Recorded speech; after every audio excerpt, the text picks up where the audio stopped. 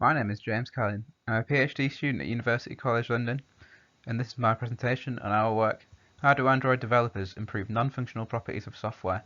I completed this work with Oliver Kraus from the University of Applied Sciences in Upper Austria, Dr. Justina Petka from the University College London as well, and Professor Federica Saro, also from University College London. This paper's on the journal First Track and was originally accepted to appear in the Empirical Software Engineering Journal. First of all, why do non-functional properties matter on Android applications? Well, non-functional properties are actually incredibly important to users. In many cases, poor non-functional properties can lead to bad reviews, low user satisfaction, and are ultimately responsible for 1/3 of cases in which users abandon applications. Next, I'd like to talk about how non-functional properties have been improved in the past. Two main approaches from the literature are offloading and prefetching. In offloading, some of the computation from the app is instead performed on an external server, and then the results sent back to the app. This can reduce the energy used by the app and also improve its responsiveness. The other approach is prefetching. In prefetching, online assets are fetched before they're actually needed. This means that when the user interacts with an application, they're not stuck waiting for the asset to be downloaded over the network.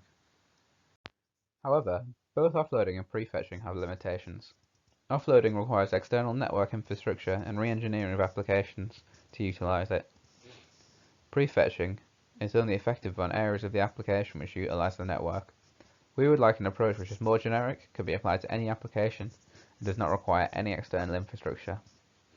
We propose modifying the source code in ways to improve non-functional properties. In the past, when this has been attempted, modifications have been very simple, simply removing statements or reorganizing them. We would like to find higher level patterns based on the actual kinds of changes that developers make.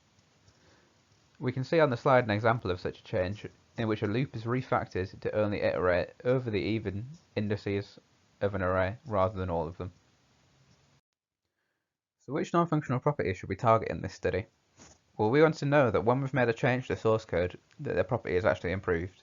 Thus, we choose properties that are easy to measure. And because of this, we end up targeting the execution time of code in an application, its memory usage, its bandwidth usage, and the frame rate of the end application. So where can we find the kinds of patterns we're interested in? Well, first we turn to Git. Git contains the entire development history of the application, one developer change at a time. We hope that we can isolate the developer changes which improve non-functional properties and analyze them to extract our patterns. In order to find applications to perform this analysis on, we turn to F-Droid. F-Droid is a large app store containing thousands of open source applications, all with their source code attached, and the majority of them are hosted on Git, utilizing either GitHub or GitLab. In order to extract the developer changes, which actually improve the non-functional properties of software, we must pass through the Git history. Most applications have hundreds of commits, and if we were to search through all of them manually, we would not be able to search through many different applications. Because of this, we aim to reduce the search space by filtering the commits by their commit message.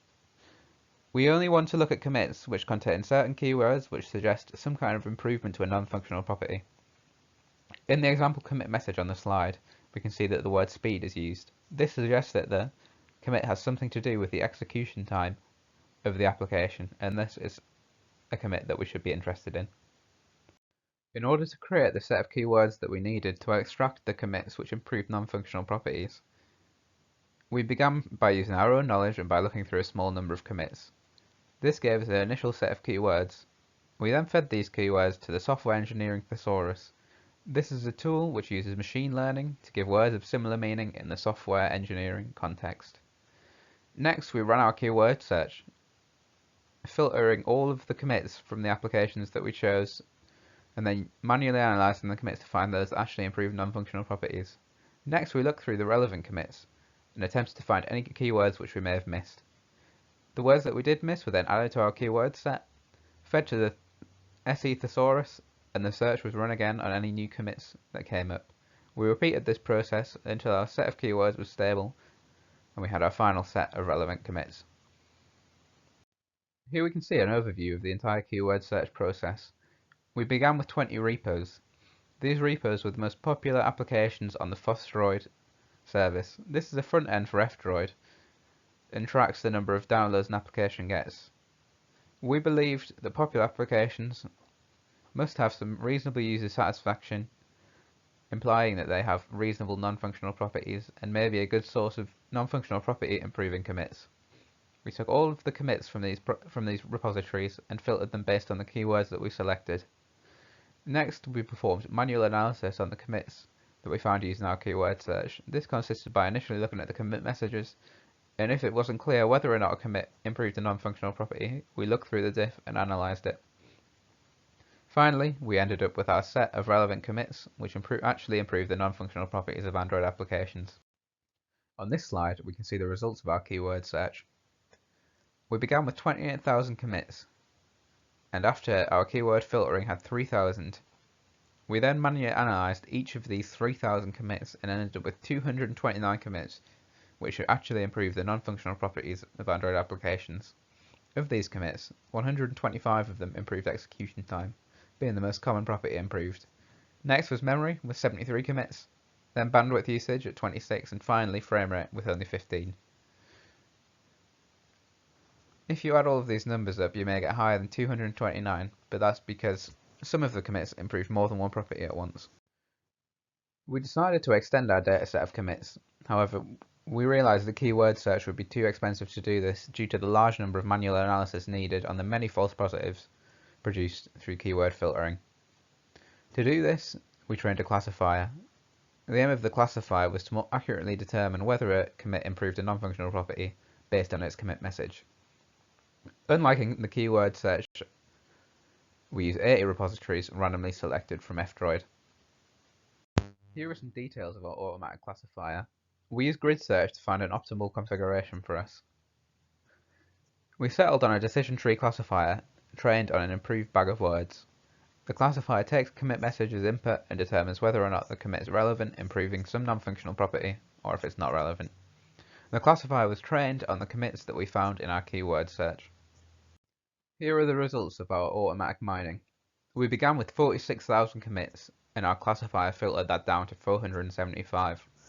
Of these 475 commits, the majority, 331, did in fact improve non-functional properties.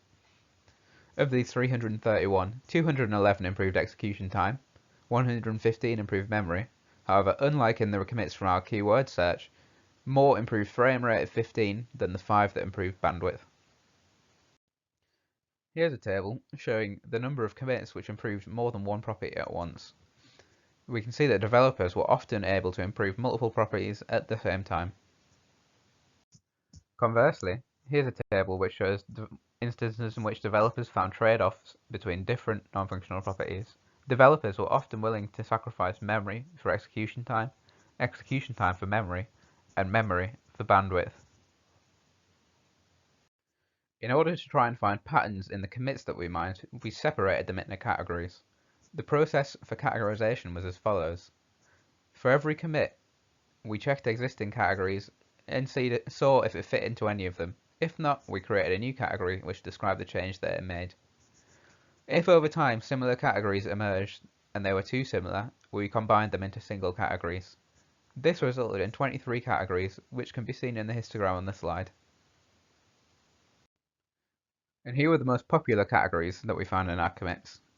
First of all, caching. In caching, the result of a function call is stored in a variable. This variable can then be used later rather than calling the function again.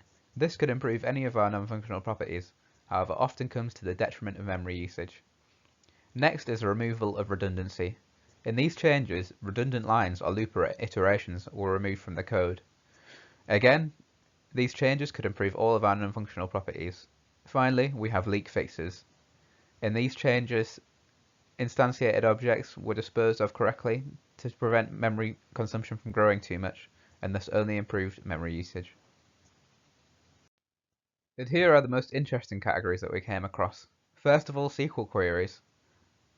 A large number of commits were concerned with refactoring SQL queries to be more efficient. In some of these queries, unnecessary join statements were removed. In others, parameter binding were added. In total, we found 7 different subcategories of SQL query changes. The other type of change that was interesting were the layout optimizations. In these changes, the XML files which define the UI elements of the application were modified to be more efficient. Most commonly, this involved flattening deeply nested structures to improve their rendering time. From each of these categories, we extracted patterns, which are available in our full paper, but here's an example. For the caching category, we came up with a caching pattern, in which a function call called within a loop is extracted to before the loop's called and stored in a variable which is then utilized within the loop. This saves the function from having to be repeatedly called at each loop iteration. In conclusion, non-functional property improving commits are uncommon in Android applications. This drives home the need for automated tools to aid developers in improving non-functional properties. Also, developers are often willing to sacrifice one non-functional property for another. We believe that tools developed to improve non-functional properties therefore should not be afraid to offer trade-offs to developers. Finally, many of the techniques that developers actually use in the real world are not being utilized by automated tools. We hope that the 23 categories and patterns that we provide in our paper will be useful in the future for automated tool development.